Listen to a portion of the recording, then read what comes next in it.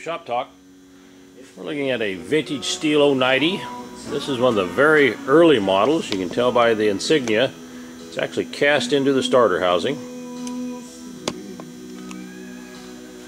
That is a butt of a tree log, and got the saw blade with the Stihl insignia right on top there.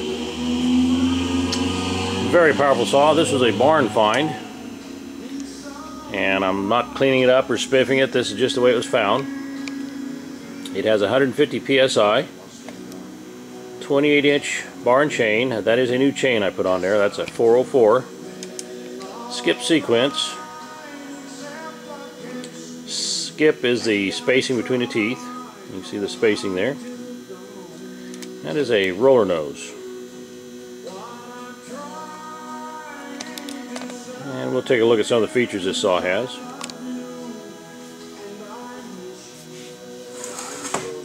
Choke's right here.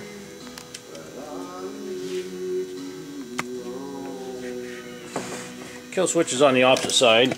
Right there is your kill switch. Manual oiler. Has an automatic oiler also.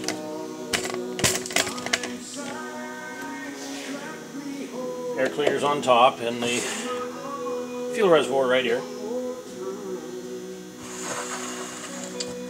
Muffler's in great shape.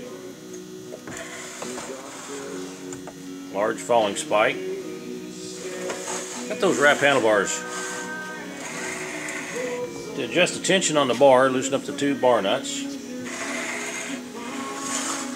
Right on this side right here is the tensioner. It is dirty, it needs a good cleaning, but in very good shape. The housing, this is not cracked, this is in great shape. Here's your oil reservoir right here. Just in need of a good cleaning.